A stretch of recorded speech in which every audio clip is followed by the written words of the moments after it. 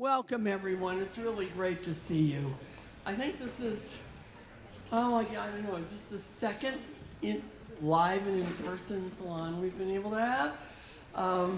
It's great to have you all. We've had to cancel a couple, so yay. We had hoped to see you all to hear Robert Alter, who's got a new hip, and we hope that when he's mobile, he'll come to speak to us about how one translates the Hebrew Bible and whatever else he wants to talk about. So we can all be hoping that he's well soon. But tonight we have a very special guest who has, I used to say to my father when he was trying to get me to go to church, especially on Wednesday night prayer meeting, and I'd say, I'm coming. And my father would say, well, quit coming and get here. And it's been like that with Andrew. It's been one thing after another with a COVID surge here and a COVID surge there. And then our dates here and whatever. So at last we have with us tonight Andrew Sullivan, who, in some ways needs no introduction, but in other ways I just thought I'd say a few things here since Anne provided this great bio. I think you know that Andrew is an author, a blogger, and an editor. He is known for his, I'll quote this, independent brand of political and social commentary. He has been called a media pioneer. The New York Times, of all people, referred to him as the most influential political writer of his generation. He was one of the original bloggers, and he did the Daily Dish, which almost did him in, I think. And he thought he'd get away from that and work with and for several magazines, Time and The Atlantic, independently, and then he was working for New York Magazine. But when he was doing the Daily Dish, he was doing 250 to 300 posts a week. And that just gives me pause. As a former journalist who wrote for the Orange County Register and the San Bernardino Sun, which I don't know if they even still exist, at any rate. But I had to do a story or two a day, and this is nothing compared to this. So, with nothing else, prodigious is a word that's appropriate. And he was the youngest editor-in-chief of the New Republic in its great days, I would have to say. And he was named Editor of the Year by Adweek and won lots of national magazine awards. Of course he did. And then he is the person who set the gay rights movement agenda for the following 2 decades with his landmark works, which I've heard him talk about on his podcast, Virtually Normal from 1995, An Argument About Homosexuality, and 1989's Here Comes the Groom, quote, conservative case for gay marriage. But other than that, we've never heard of him before, have we? It is a very great honor as someone who reads Andrew and also listens to his podcast, which I love very much, to be able to introduce to you all tonight Andrew Sullivan. Thanks for coming.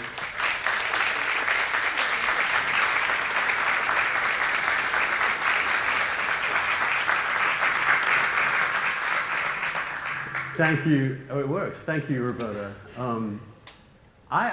We just met today, but I feel like I've known you forever. And what an amazingly strange crowd. You never know what you're walking into, but I've only spent some time with Roberta today, and I totally understand this crowd already.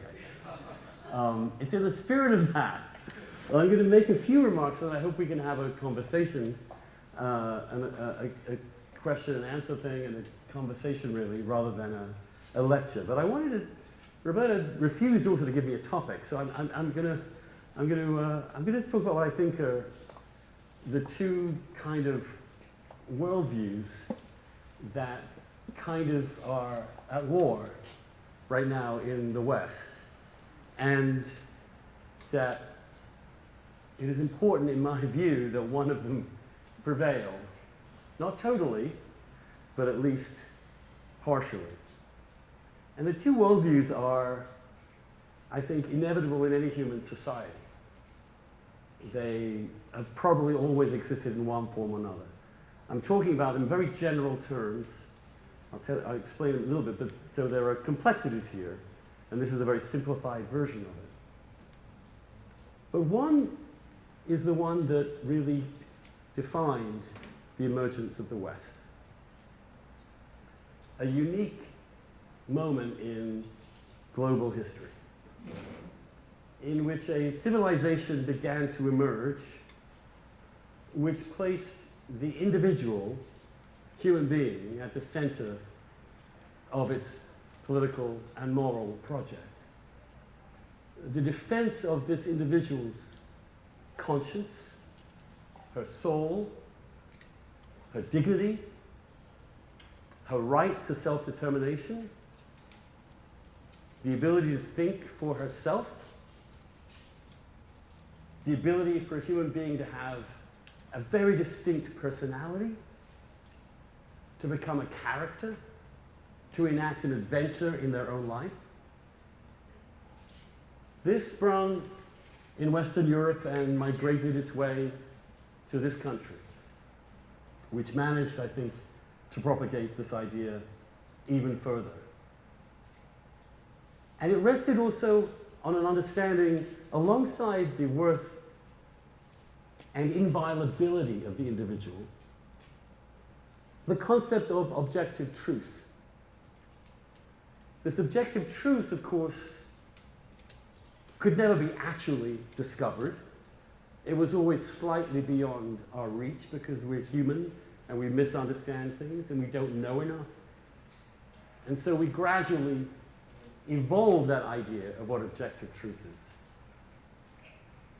We may not ever know it, in other words, but we know it's there. And our goal is to try and figure out what that truth is, to orient ourselves as individuals and ourselves as a society in the lives that we live. In some ways we do this in the scientific method by assuming there is a truth out there, and we test that truth by various hypotheses. In the spiritual world of Christianity as it emerged and slowly evolved, it is also a sense that God was there, but also to some critical extent unknowable by virtue of being God. But that didn't mean that we couldn't know God at all, or that such an existence could not exist. And the critical gift that we had as humans to figure this out, reason, was what kept the society and civilization moving forward. It embraced and allowed questioning. It accepted doubt. It was prepared to accept provisional truth until something better came along, or a particular argument until it was refuted, either logically or by evidence. And I would argue also in the religious sphere, there was, since the Reformation, an understanding that no single sect can have both the truth and power over society. It would be to give that sect and that particular part of society control over the whole. And because we can never actually fully know the truth itself, that was too dangerous. No one has that ultimate control and knowledge of the truth. But the truth exists. I'll get to defending why I'm a Catholic in due course. But I'm a skeptical Catholic, a doubtful Catholic, a believer in faith that is confirmed fundamentally by doubt. That's the first view of the world, the individual. The notion of a truth that we can find that is independent of ourselves, that is not purely subjective. and reason as the way in which we can argue and communicate and establish these things. And when I lay all that out, it's so familiar to us. But in the history of humankind, it is incredibly rare. No other civilizations before us entertained this kind of reverence for the individual, or for our understanding of reason, or our openness to change and to doubt and to questioning. For good reasons. It's very destabilizing. It's very much against human nature at its core to think of yourself fundamentally as an individual as opposed to a son or a father or a member of a community or a member of an ethnicity or a member of a country. And so this actually, the first option, is a small, fragile experiment in human life. It does not exist today across the vast majority of the earth. It's not in China, it's not in Russia, but it is in a few Western countries, what we call Western. Everything else really is, and most of human history, is really about humans as understood fundamental unit is the group, the family, the kin, the neighborhood, the tribe. This is what enabled us as human beings to survive.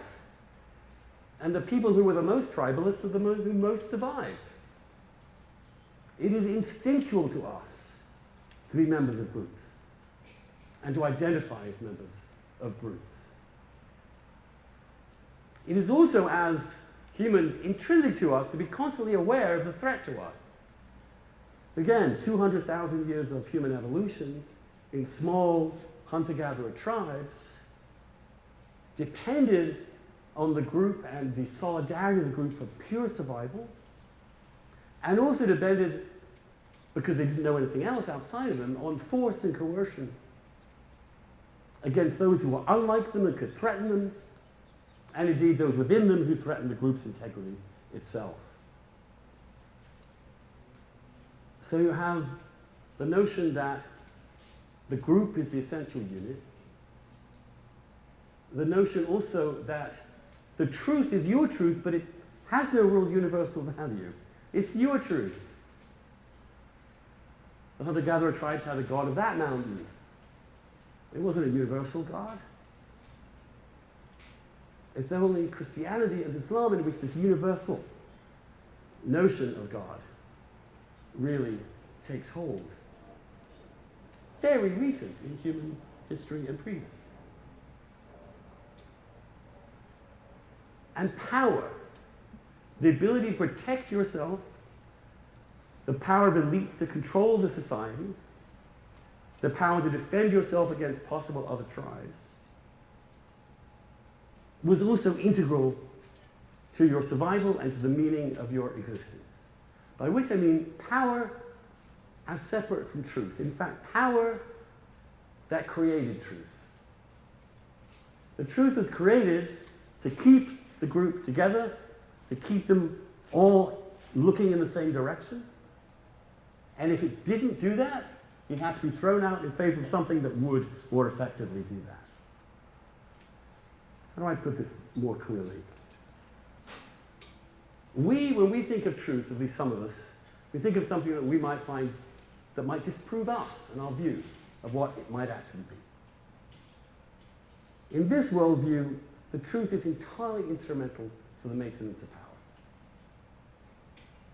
Whatever you say is true is really true only insofar as it serves the interest of keeping the group together or keeping the people in charge of the group in charge. And again, that's entirely conventional, entirely usual in human history. Societies create their myths, they create their gods. They defend them because it is what gives them group meaning, and it is entirely a function not of some idea of the objective truth, but upon what is for the good of the community. And the way you enforce this is not through reason. Again, it's through power. You do this in jail. You break this law, you're out of our society. Ostracism, imprisonment. And of course, if you violate that truth or doubt that question, we're also going to commit probably violence against you or imprison you. How do you generate support for the truth? Well, there's theater, there's ritual, there's emotion, and there's language. And that, again, is an entirely familiar story in all of human history on every continent as far as we can see. And so the West in this first group is already on the defensive. It's on the defensive not simply because it has established a very rare and fragile set of ideas, because we're also humans in that society, and we are also drawn very profoundly to the second set of ideas. We have achieved in our heads and in our civilization the notion of individual, but push us a little, and the group mentality snaps back into place. We are people who are told to believe in the truth, but the minute that truth tells us something that we don't want to hear, we want to change that, fix it. And that is the baseline. The first group, the first vision of the world is the achievement. And that achievement is temporarily and constantly, actually, under threat from within. From us. For the very people we are supposed to, for the very people who are supposed to be above that kind of primordial tribal group loyalty, are the ones who are often more susceptible to it. This, I hope, is some way of understanding where we are in the West right now. Why this struggle is so deep and intractable, and why the first worldview is under siege in many ways. The idea that what matters in society fundamentally is who and which group and identity controls which other group. That's the first core value. You look at a society and you see who exerts power over whom. That is the meaning of that society. Everything in that society is subject to being rationalized by that group power. That's what they call white supremacy. Rather than see this as a liberal society struggling with itself, with individual rights and conflicts, a society that sets itself up as a liberal society, the argument against it from number two is simply that is a lie. All of this is merely in service to the power of this particular ethnic group of white people. The Constitution is simply an artifact of white supremacy, disguised as liberal rules, myths of individuals, that present this nice myth to people that they actually live in an equal society with equal rights, when in fact, everything is controlled by one group over another.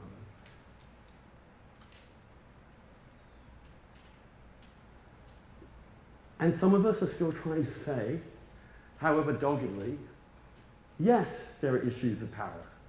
Yes, groups matter in society. But at our roots and at our core, the West depends on resistance to the group and not capitulation to it. The principle of the West is the principle of the individual seeking that truth and reason. Truth is also, in the Western idea, fundamentally, which is why it's also often vulnerable to more powerful ideologies, is always held with a certain dose of skepticism. That's what liberalism, when I say liberalism, I don't mean leftism, I mean classical liberalism, has always entertained the possibility that societies could be wrong. Has always entertained the possibility that there will be conflicting arguments within a society. And that we should keep the ultimate resolution of these questions kind of in abeyance as we figure it out. That kind of patience, that kind of procedural delay, that kind of tolerance for doubt, for individual conscience, is something that if you really want to revolutionize society, if you really want to create a just world, is a terrible impediment. And so the goal is to persuade you that the second worldview is correct, but of course persuasion from the second worldview is illogical. So what are the methods of winning? The methods of winning are emotional blackmail. Telling you that if you disagree with something, not that you're wrong, but that you're a racist. Using the power of social stigma to enforce a particular view of the truth. Another thing is simply the reinvention of language to enforce new words, new meanings of words, so that the very language we speak has already been saturated with a certain kind of indoctrination. So when I read that so-and-so the other day, an LGBTQIA++ person, and I'm reading the New York Times, like, what the hell is that? When did that suddenly become the word? It became the word because it was imposed as a word. Imposed as a word in order to create a political community where none actually exists, to conflate very specific and different experiences of people who are gay or lesbian, who couldn't be more different than two groups in the entire world, of groups like a gay person who is coming to terms with the ownership of their own sex, understanding they can be attracted to men and still be a man, or be attracted to women and still be a woman, as opposed to the transposition, which is that it's my sex that is the problem. I need to disown it. Q, which now means, as far as I can tell, heterosexual married couple with blue hair.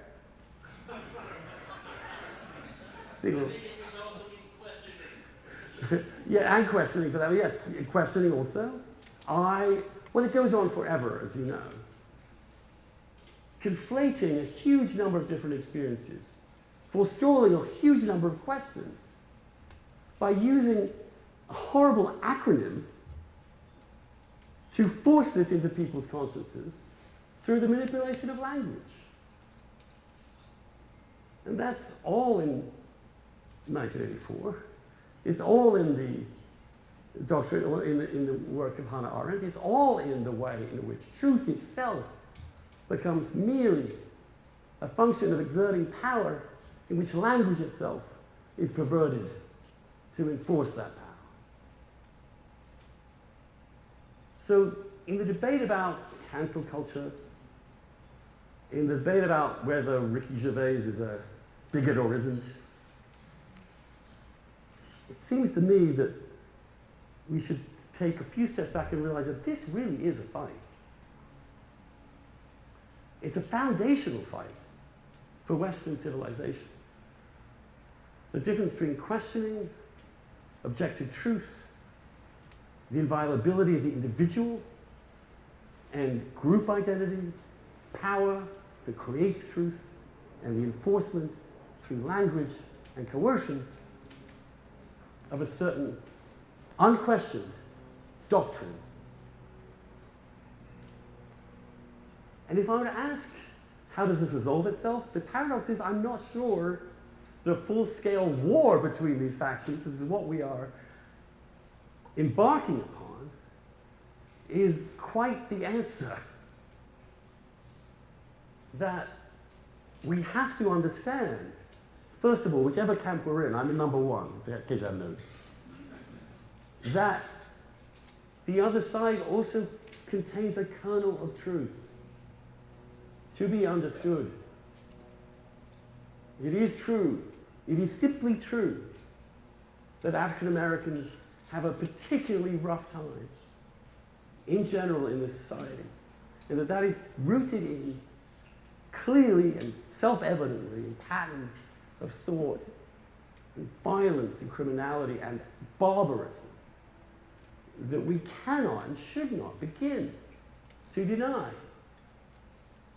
It is also true that we are members of groups. We are evangelicals, or gays, or gay evangelicals, or Jews, or any other group that have histories and communities that are important in a diverse society. We cannot simply say, forget about it, you're an individual. Equally, the notion that an individual human being can have their lives destroyed because of something that they said that was simply an argument with which someone else disagreed, is the end of a liberal society. And the flavor of zeal, of moral certainty, and the lack of any mercy in the imposition of these doctrines, however well meant they are, is something we should all be able to agree should not happen.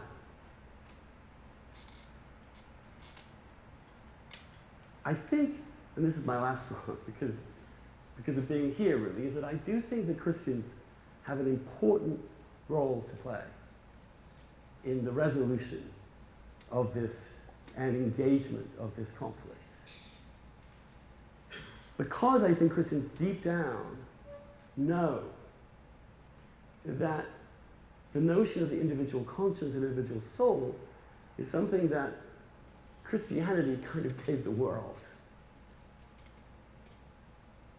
The notion also that the pursuit of power for its own sake, or even for something else, is something that is alien to the Gospels.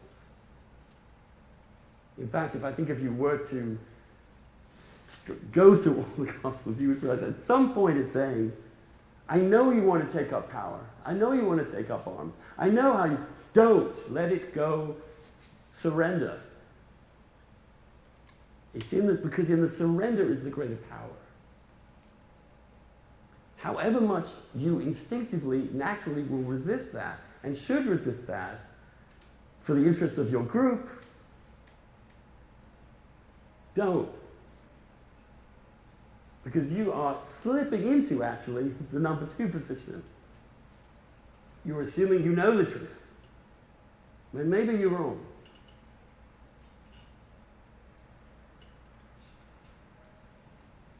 Christianity is also about, at some level, freedom, as opposed to power. I know I'm speaking to many Christians here, so I know you're not going to give me the dumb immediate response, which is look at how the Christian church has done this, that, and through all the years. Yes, it has. I'm a Catholic, wielding the sword of Constantine. But that isn't disproof. In fact, it's a deeper proof of the point that even the people called it something higher, were unable to quite get there. That Peter cut off the ear. That the instinct to foment a political revolution, to seize power, or to use violence to defend yourself against violence. It's the radicalism of Christianity that says, we're not just not going to do that, we're going to inverse the entire cycle.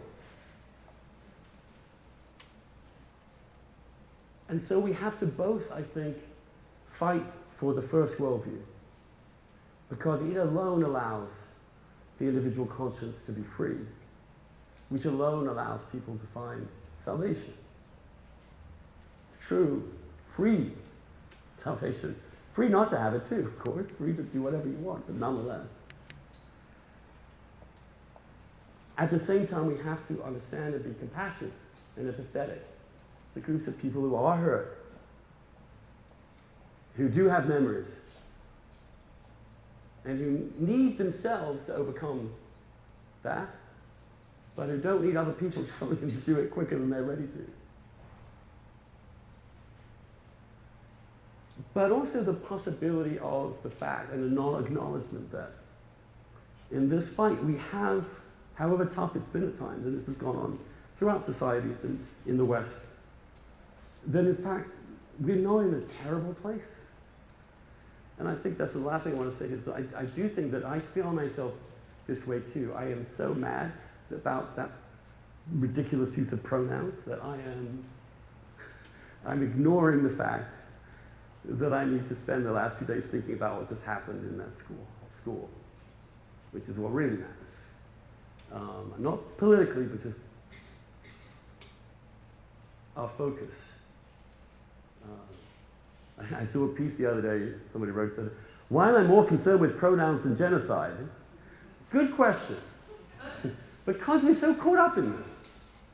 And we're also so caught up in the great American drama of race and identity, because we're also in this country at the same time doing two things. We're doing one, which is trying to sustain a liberal society, and two, trying to create the first ever multiracial, multi-ethnic, multicultural society in the history of humankind. That's an incredibly hard thing to do. But I think the role of Christians, politically in a sense, is to do both. Is to stick and defend the Western way of life, but to understand and empathize with those who have been bruised and wounded by it, but try and help them understand that overturning the whole system will not make things any better for them or anyone. And I think also the role of some of us who are actually in minorities, in bruised and wounded groups of people, and to some extent also evangelicals are becoming that. Isolated, bruised, and wounded, a sense that the society has nothing but contempt or disdain, is to remind ourselves, I think, that we shouldn't allow our self-worth and self-esteem to be determined by what these other people are saying. I think, and so I try and say this to gay audiences, which is that it's Eleanor Roosevelt's vital insight. No one can make you feel inferior without your consent. And when I look back and I look at the history of America, and I'm just reading this new book, which I'm full of right now. It's called Secret City. It's this new book of history of gay Washington, of the gay men and women who staffed and ran administration, blah, blah, blah. It's a wonderful new book. It's an important new book because it helps explain how central gay people have been to the life of this country and always have been. But were also simultaneously subjected to the most horrifying persecution and demonization. In the 1950s, the number of government officials committing suicide went through the roof. Why? They were all gay men. Eisenhower had a rule to get rid of every single one of them, from every single department in every agency. When they weren't being locked up, blackmailed, or have stellar careers in public service demeaned. But here we are, not that long after, and look what we've managed to do. Look how we're able to engage the majority of Americans. Look at how many civil rights that we were able to get so quickly. By a civil liberal process of argument and debate. By going to people and saying to them, yeah, we're vulnerable. Do you understand us? We want to be part of your family. We want to be part of your country. Why would you not have us? And it changed.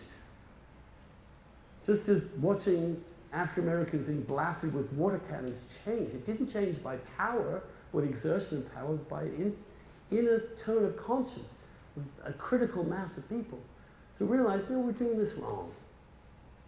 And nothing to be afraid of. And that's our role within these communities too. To build self-esteem and resilience. Not to be so emotional when someone tells us we're full of shit. to take Twitter off your phone. It is simply a way of people hating you all day long and feeding the worst impulses of your insecurities and fears and paranoias. That's what it's about. So in conclusion, I've got on far longer than I think, but be not afraid. That's the thing I think our Lord says more than any other. And we look around us in a country very fearful not just of the future and of the rest of the world, but of each other. We don't need to be. But the solution to fear is only ever love. And if Christians don't demonstrate that, then who else is supposed to? That's what I have to say. Let's just have a Q&A.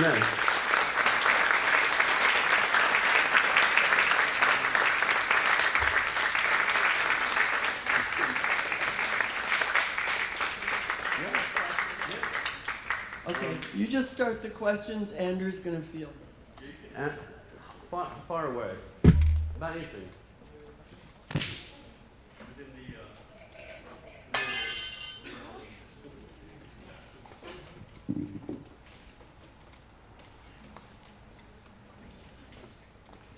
Thank you. I appreciate your writing and all you do.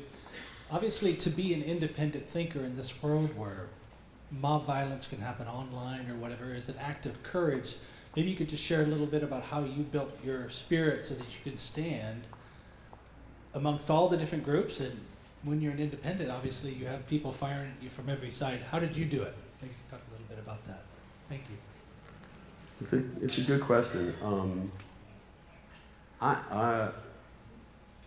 First of all, I think I owe it to the fact that I grew up in England and I was taught to be a debater.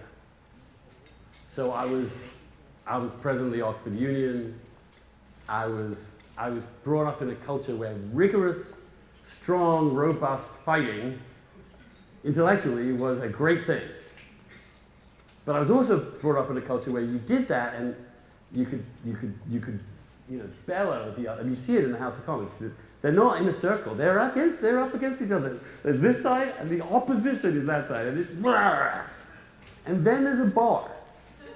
And that's the critical thing in Westminster. There's a bar at the top of the House of Commons where they go immediately thereafter.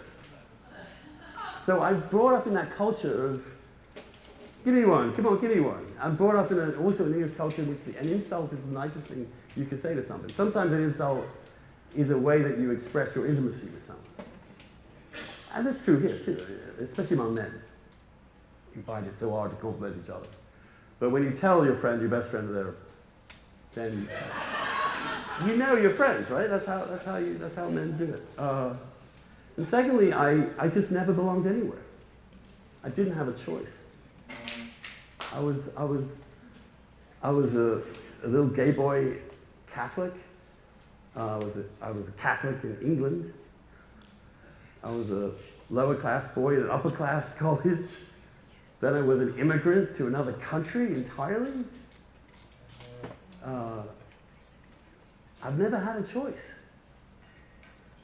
because my life, or just who God made me, just didn't fit in anywhere. So you have two choices really, which is where do I assimilate and blend in, or how do I figure out a way to create a certain amount of space for me to breathe and live?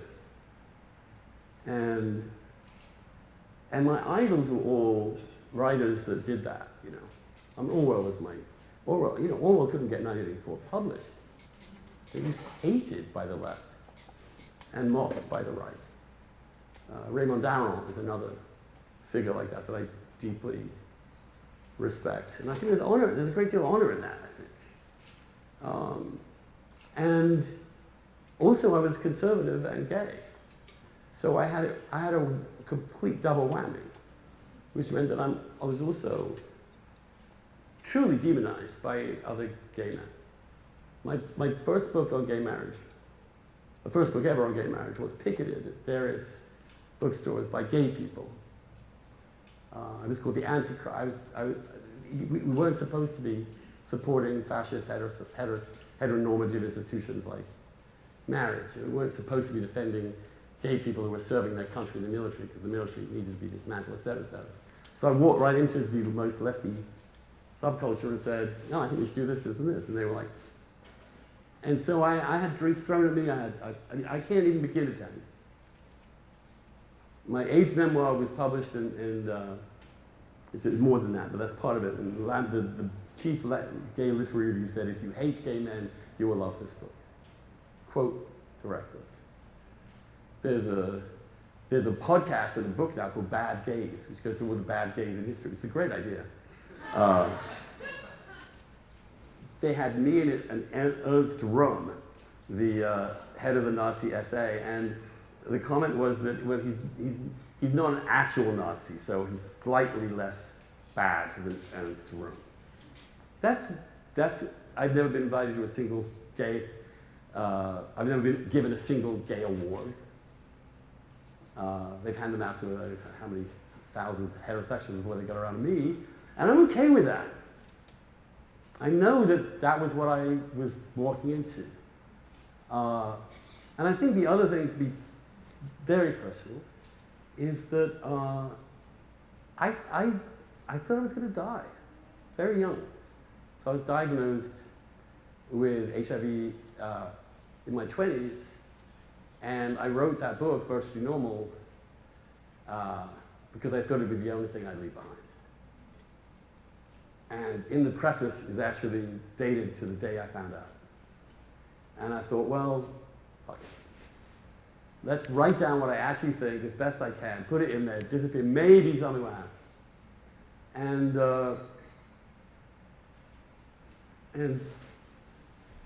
lots of things happen. But you, at some point again, you just let go, you know? I can't help what they say about me. I can't stop them saying that I'm a self-hating homosexual, or that I'm a white supremacist, or that I'm a misogynist, or the things that I'm called literally every hour on Twitter. I can't do anything about that. I guess the thing you learn to live with is you don't care what anybody says about you unless it's true. And sometimes it is. I mean, sometimes you realize they got you on that, or that's true, maybe I didn't think that true. And that's worth listening to. It's why you want to shut yourself off entirely. But it's a life you live, you know, when you have to. It's difficult in Washington if you want to have a social life, because literally no one will talk to you. You don't get invited anywhere. I was cancelled by the right and then cancelled by the left, so it's kind of. I don't like going to parties anyway, so it kind of was fine. And you learn to have friends who that have nothing to do with politics, that you could disagree with, but who you know are your friends. My best friend plays jazz piano.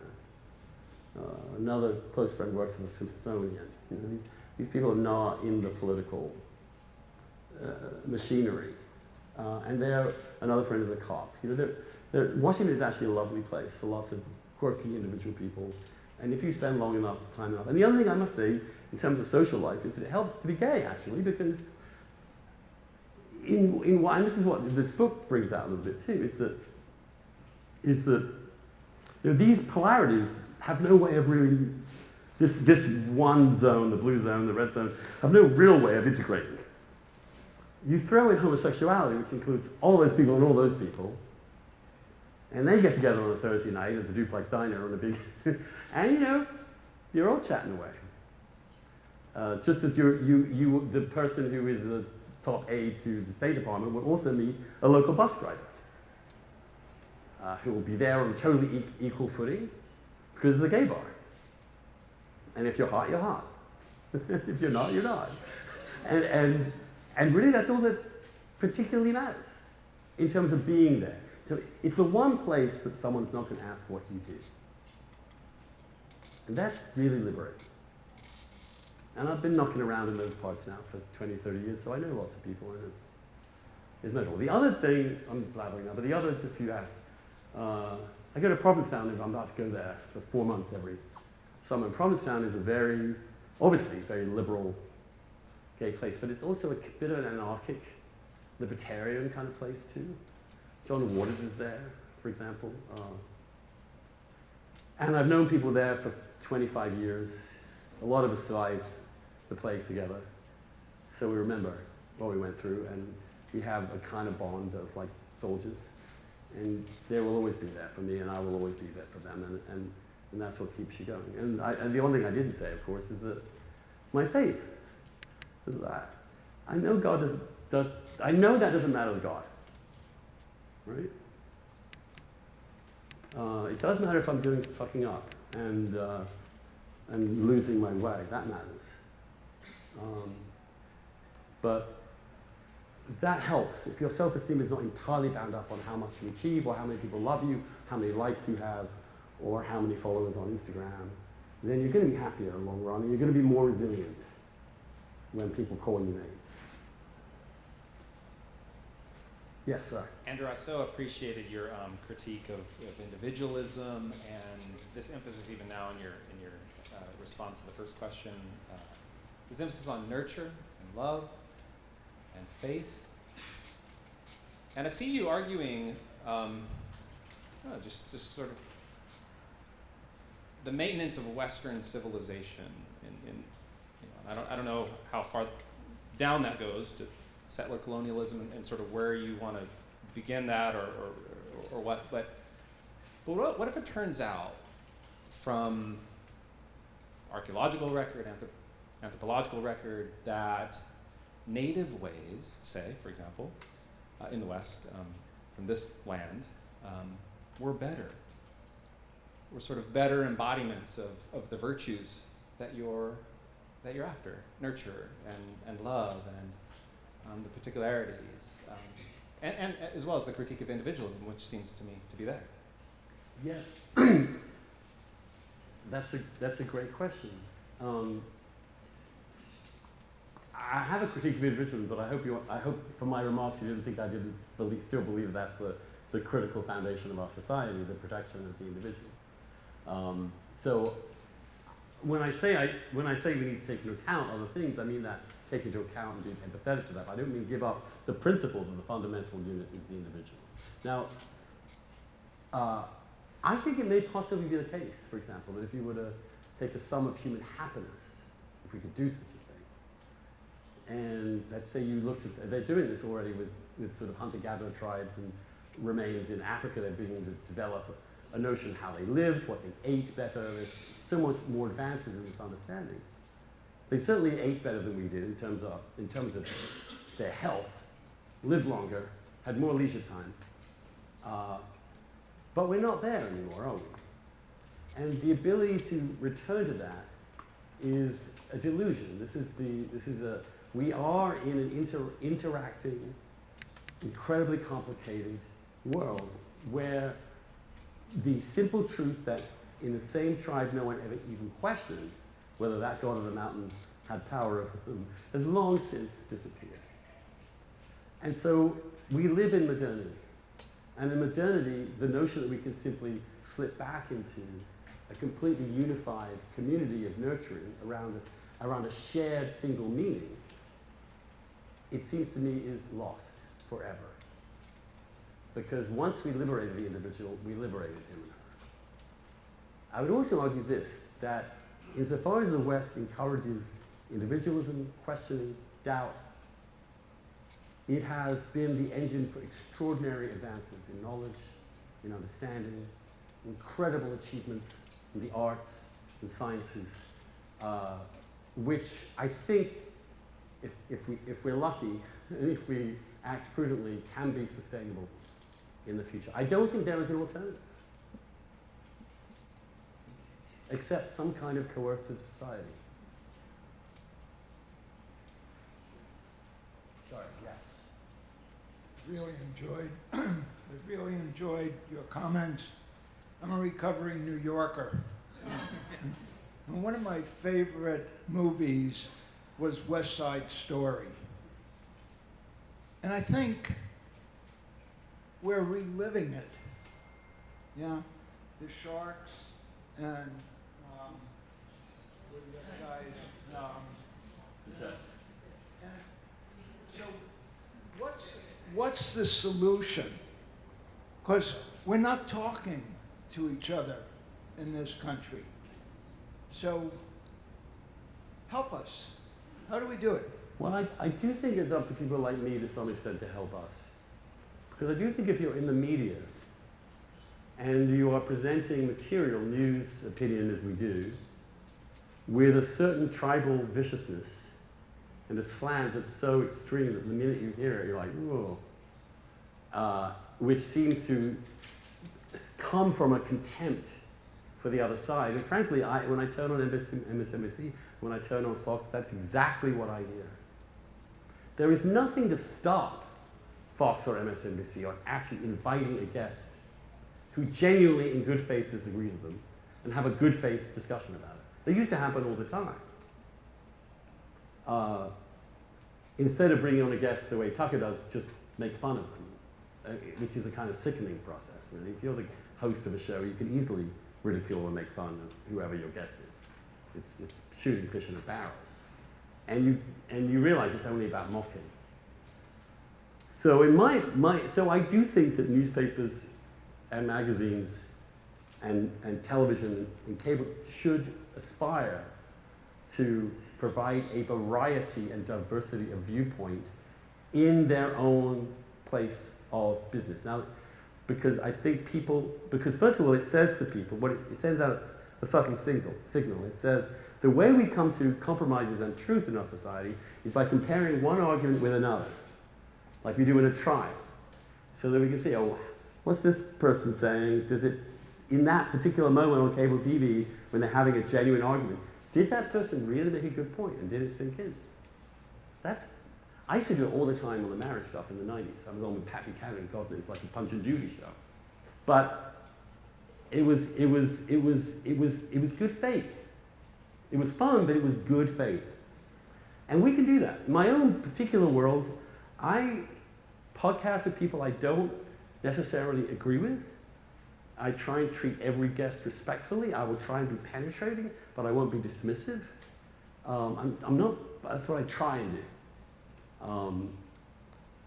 On my own weekly dish, on the Substack newsletter I have, every week, beneath my main article, I have dissents of the week.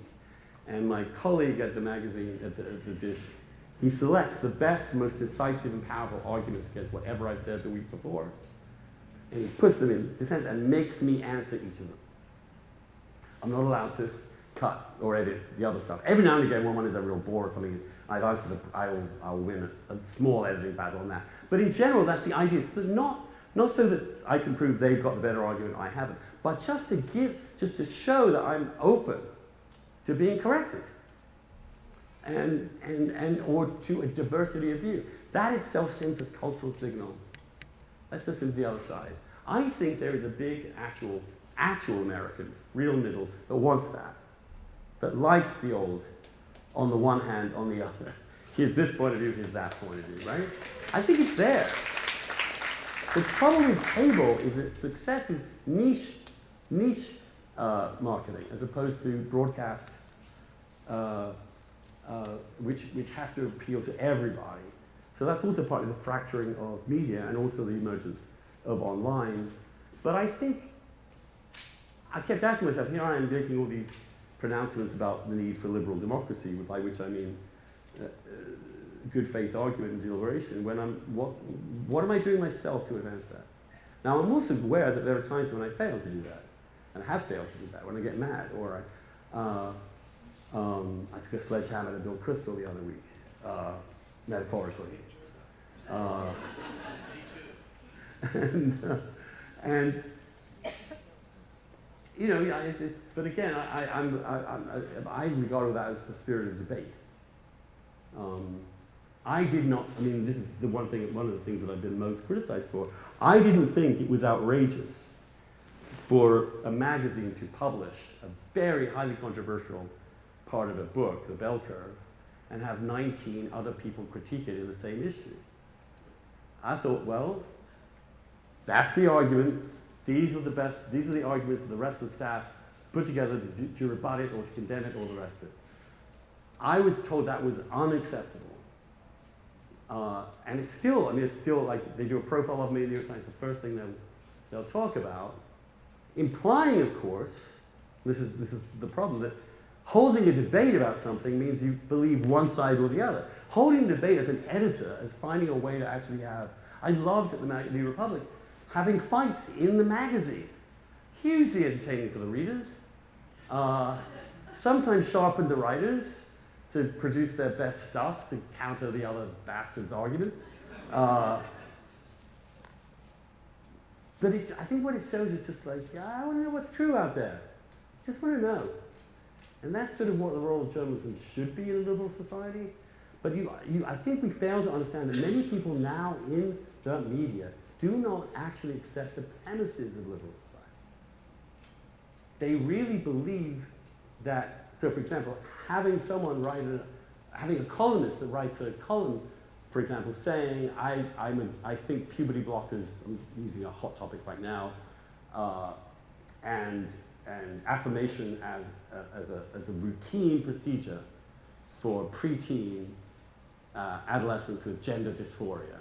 That's a lot of words, I know, but that this is actually wrong, and we should, it's based on a misjudgment, or it's based on, and there are more and more people detransitioning, and lots of people, and there's going to be a lot, and that is not really, it's only recently been able to be published at all in the major newspapers.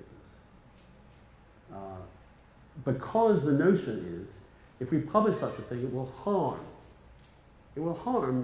a trans person whose dignity and self-esteem is vulnerable. Yes, of course, that could be the consequence of making an argument. If you are not actually demonizing a trans person, if you are treating them with respect, but saying, here are my arguments for worrying about misdiagnosis or rushing to treatment, these are completely legitimate questions that can be in defense of trans children or gender dysphoria children as much as against them. And if we prevent that happening out of this notion that mere words can harm people, then we've essentially given up. If a liberal society only exists insofar as it doesn't hurt anyone's feelings, then it's not going to be a liberal society. In fact, it's going to be a horribly coercive and rigid society which is incapable of growing or even understanding itself over time. But they don't believe this.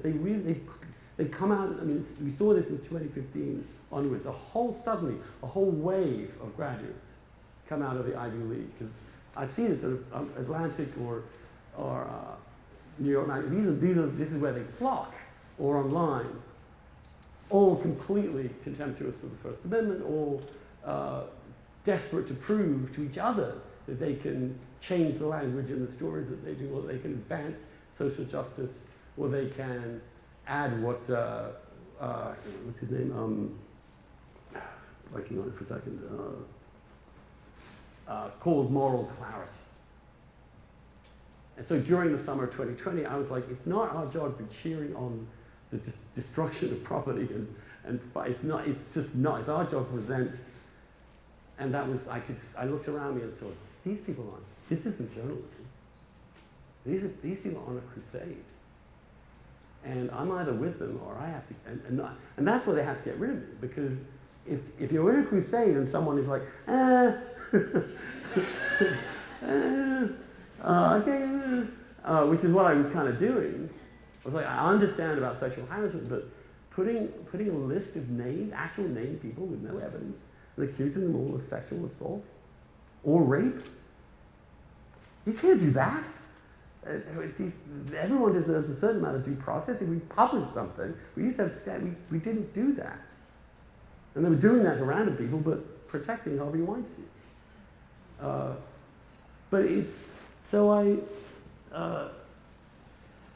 I feel that it's beginning to, I keep saying this, but it may be peaking. Simply because, first of all, it's boring. And reveling in your own sanctimony is pleasurable for a while, but ultimately it's a little tedious. And readers get it too. So you're beginning to see some attempt to mediate this. And you see the explosion of Substack, which is where the alternative media is being created. I'm going on too long. We have two more? Yes. Hi. Actually, I have two. One's well. First off, I totally agree with the main thrust of everything you said. Well, there might be a few little things I can agree, but the main point, totally. Where have you been all my life? But I've noticed that you're sort of an economic centrist. You're politically philosophical, and not, I don't even know what to call him, but Mr. Oakeshott advocated a sort of pragmatic politics that acted differently based on the moment. And just a few minutes ago, you said how you thought for certain ends of a coercive society was necessary. Is not that pragmatic viewpoint of doing what's best for the group, in essence, doesn't that revert to even, isn't that just like a more laid back form of primordial tribalism? And these are two parts of the first question. And if certain goals require a coercive society, perhaps those goals should not be pursued. And now the second one is... Can I answer the first one first? Sure.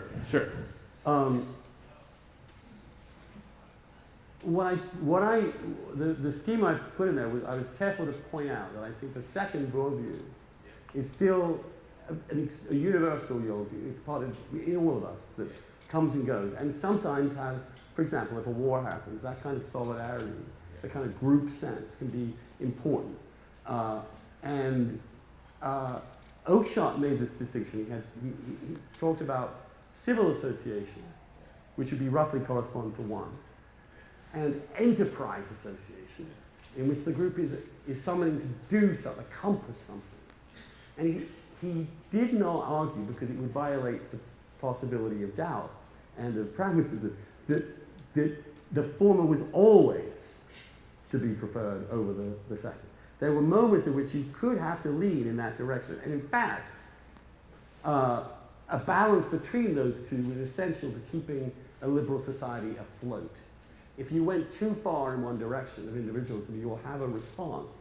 And if you go too far in the other, you'll also have. And the statesman is the person able in the moment to judge the right balance. But, this is where it gets, and there's just a lot of debate about this in Oakeshott. But ultimately, civil association is the way of life that only the West has produced. That is the thing we have that is unique, that created a world of individuals and personalities and Shakespeare and Montaigne and everything else that followed. And so he's clearly emotionally committed to civil association, but he is not ideological enough to dismiss the virtues and possibilities of enterprise association in that mix. Okay. That would be where I would be. Thank you. And now the second is... I think we're way overbalanced on the group side there. Sorry, David. No, you answer the second question. I'm sorry. David, answer the second question. Oh, sorry. This next is sort of personal, and I'm sorry if it's a little embarrassing. I'll try to put it on an even footing to say that I am also speaking as a male with right-wing leanings from a religious background. He cherishes who shall we say, generally speaking, would rather look at a guy in a Speedo than a girl in a bikini, generally speaking. But, well, I of course grew up with a conservative traditionalist understanding of sexual morality, with which I internalized and became judgmental about a few years before I even found out what sex was. But the thing is, the main point of sexual morality, as understood, it wasn't really about homosexuality at all. It was about, the main point of it was no sex before before marriage, and even years later, but still some time ago, before the issue became moot, I had thought that I might be able to support legal same-sex marriage if sex before marriage were outlawed, which I imagine is exactly the scenario your liberationist opponents in the 90s feared. But anyway, so the sort of people I hated as sexual deviants were straight men, promiscuous straight men. So I can totally understand how a Christian with same-sex attractions would want to support same-sex marriage, but it's a bit strange. But it's a little bewildering to me how even a conservative, someone like us, would have no problem no moral problem. I'm not talking about a legal problem. I just mean a moral problem with sex before marriage, shall we say, which you clearly don't. I clearly don't. This question of the morality of what sex is a huge and complicated topic. And I agree with you, it's a totally separate topic of homosexuality. It affects, it's straight and gay, it's whatever it is. It's perfectly possible for an evangelical gay man not to have sex before marriage and then to wait until, in fact, there's a wedding I'm going to soon by exactly such a person. But that is not coerced by the state in any way. That is his choice. I would make a different choice, to be honest with you, because I honestly, this is another, we could talk about sex later maybe, but I never really believed that sexual intimacy and pleasure was wrong. I never did, even though I was taught it and I believed it, kind of, and I had exactly a very similar. I was a very strict Catholic. I was judgmental before my time. Had a strict fundamentalist phase. When I say fundamentalist, I don't mean evangelical. I mean a sort of incredibly white-knuckled grip on every aspect of the magisterium. And then in the discovery of sex and intimacy in my own life, which was into my 20s. I mean, I did what I was supposed to do. I didn't. I was a virgin until I was in my mid-20s, for this reason. But I just, honestly, in my conscience, couldn't understand deep down whether what had just happened with me and another dude was somehow wrong. I couldn't. I understood the teachings, I understood why, I understood even the natural law philosophy. I've written a whole critique of natural law and homosexuality. But that's obviously a matter of personal conscience. And there are ways in which sex, I think, can be sinful, absolutely. But I think, let's get me into trouble here. I think Christianity has been screwed up about this question from Paul on this. And Augustine didn't help. And however genius both those human beings were. Augustine was at least an improvement on Ambrose. Well, yeah, so it's all relative. But anyway, that's a comfort. But I agree with you, and I feel I get everything you just said. Everything you just said. Question: would you opine for a moment on the commercialization of cable news and the degree to which the personalities are forced to make news each day to have the listenership to produce the money to create an environment of listenership? And the second would be, do you have any hope for nuanced conversation as you look at the next 10 years in American culture? Thank you. I think you can see both cable news and Facebook and Twitter as essentially finally figuring out in the market what people really want to get engaged with, which is hatred of other people, emotions wrapped up, apocalypse every day, war. I mean, you see it. It's just it's exhausting, and it's a level of hysteria that is just which works to keep your eyeballs on the screen, but is fatal to the society and the culture.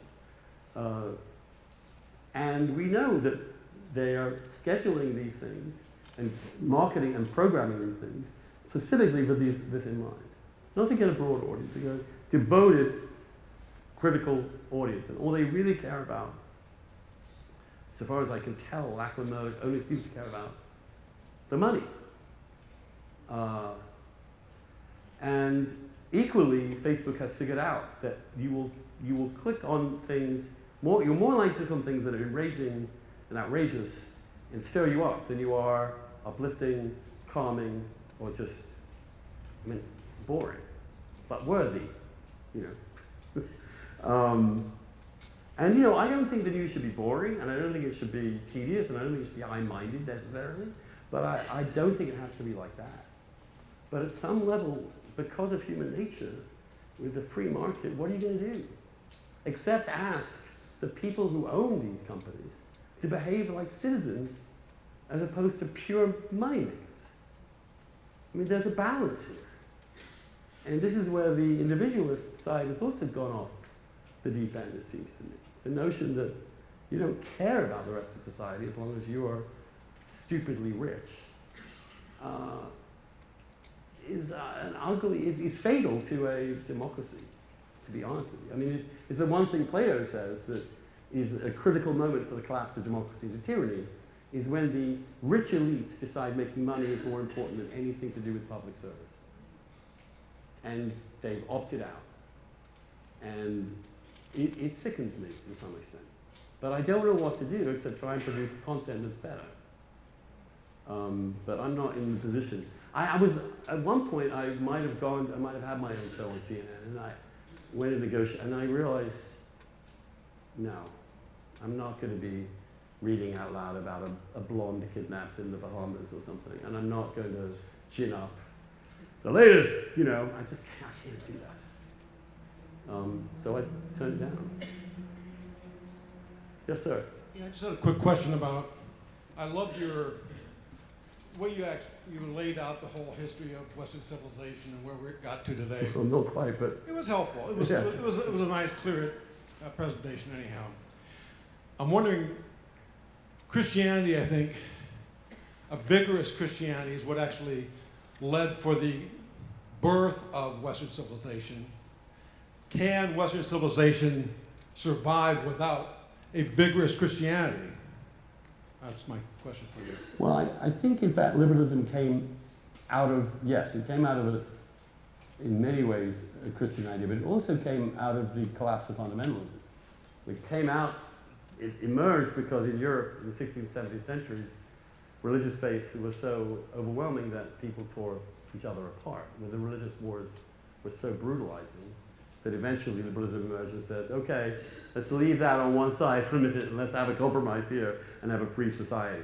We won't have, that doesn't banish that, but it sure doesn't make it this force that is causing people to kill each other. But it does have within it, so the notion of toleration, for example, is cited by Locke. It's deeply rooted in Christianity.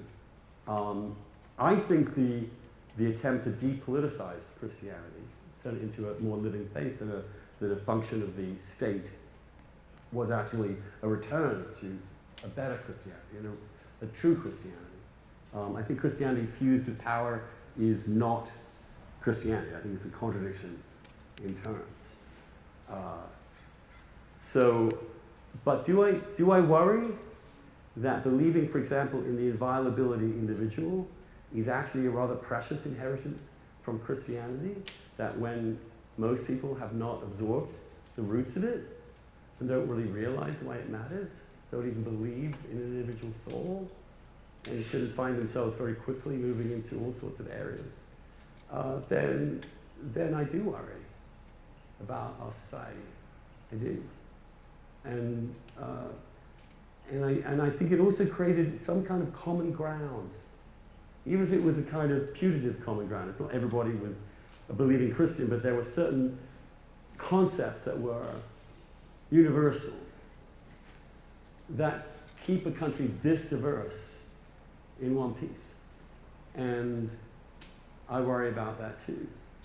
I also worry that with the collapse of Christianity, and that's another topic we can talk to, that the religious impulse in humans remains and will seek satisfaction in politicized cults, movements that achieve a kind of sacred quality.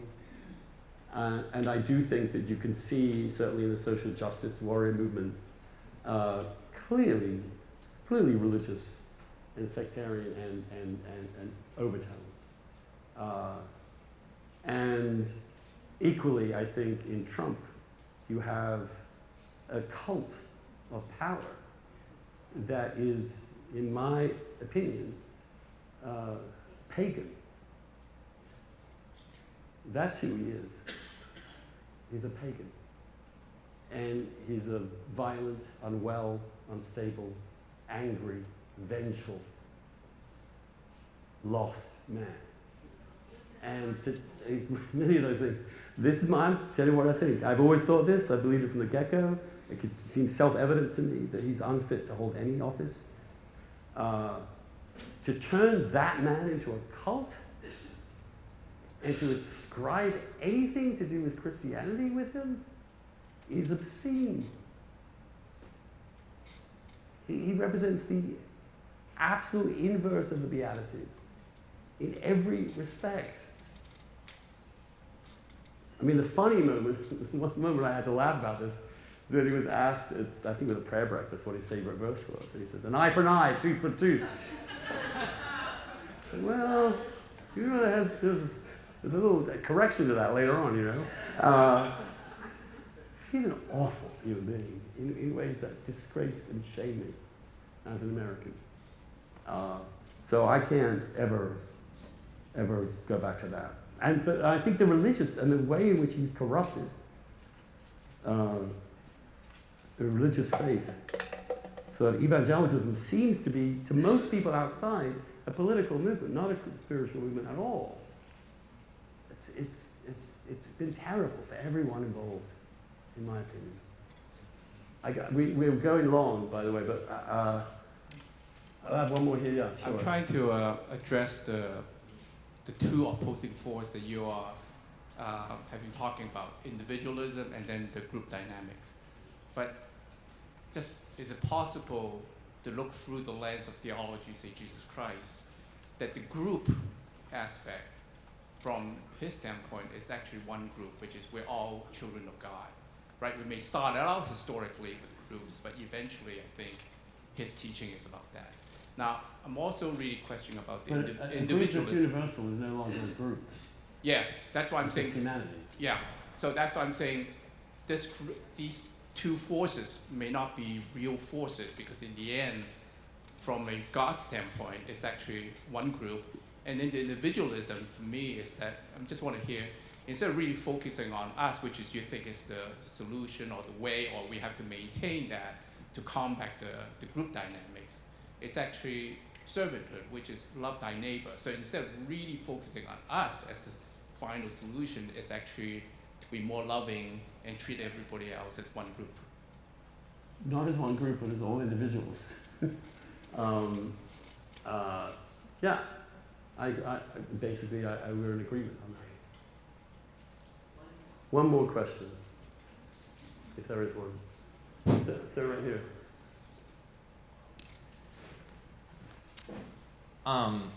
So I'm in an unusual position of I identify as non-binary. I've got the X on my driver's license under sex, but I'm not interested in making anyone use particular pronouns for me. That's not a grammatical battle I want to have. And you kind of touched on I think you called it the madness of pronouns going on right now, and I just wanted to hear what you think of that. Here's what I think of that. When I mentioned madness, I meant, in fact, in that context, I was saying, why are we obsessed with that when we should be obsessed with other things? I think for someone whose gender truly is different than their sex, than their biological sex, then I will use whatever pronouns she or he that person wants me to use as a matter of simple dignity and politeness and civility and humanity, period. So and I think, now if you decide that you're going to do that, change your mind 3 times a day and I have to keep up with it, that's no. If it's going to be je, or one other of these things, come on, no. When you say non-binary, I'm fascinated by what you mean by that. You mean your gender, right?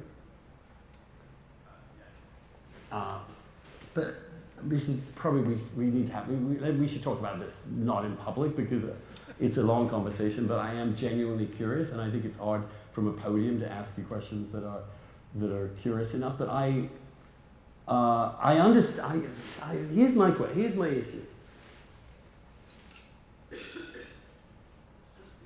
Have I ever identified as a man? What does it mean to be a man? I really don't know. It's never occurred to me. It always seemed that that's what I am. I don't think about it when I get up in the morning. It's just completely reflexive to me. I think the vast majority of people do not have any sort of conflict between gender and sex. Those are two. And so what it feels to be a man, if you've never felt anything else, is a really hard thing to understand. Does that make sense to you? And I'm not sure what it feels like to be a man.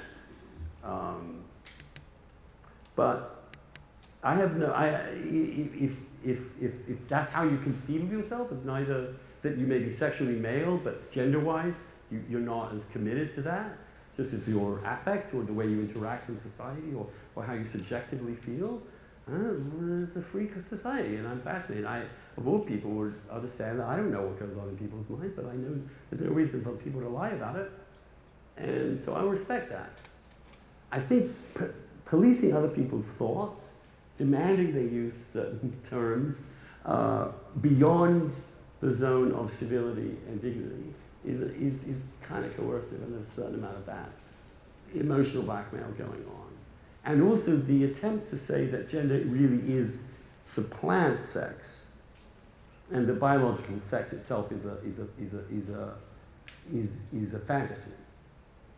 I don't agree with that. I just think that humans are a dimorphic species. That is our reproductive strategy. There are obviously psychologically variations. But I don't think we should make a huge deal of those variations, to be honest with you. One thing that drives me crazy about some of this is the obsession with femininity and masculinity. So they literally, on these charts, have Barbie on one end and G.I. Joe on the other. What kind of regressive, rigid notion of what is to be a man and what this is? This is my gender. I find my gender as whoever I am. I think everyone has one. In a way, everyone's a unique blend of male and female in some kind of way. They're also a unique blend of 1,000 other characteristics. And there are some people who are psychologically just clearly, in ways they do not choose and cannot help, they regard themselves inside as a different gender than they present as sexual. And that's just a reality. And they are human, just as anybody else is. So a wonderful moment in the Dave Chappelle special, which was hilarious, which is about this transgender comic that wasn't funny, when at some point the crowd turned on this transgender comic, and she looked at him and she said, "Can you not just see that this is a human experience? And I think that's all they want, all most people want. They want to be acknowledged that this is a human experience that is not somehow depraved or weird. It's part of the human experience. It's a fascinating part of human experience.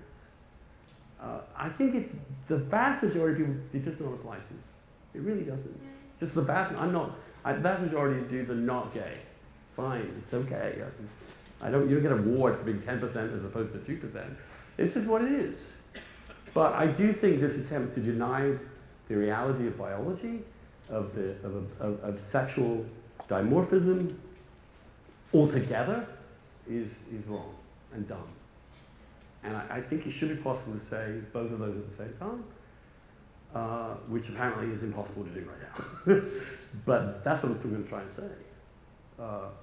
But I'm apparently a transphobe and a TERF and all the other things I'm called every day. Is there anything you've been waiting to say, Andrew, or do you think that we're able to close? I think we are perfectly well able to close. Thank you.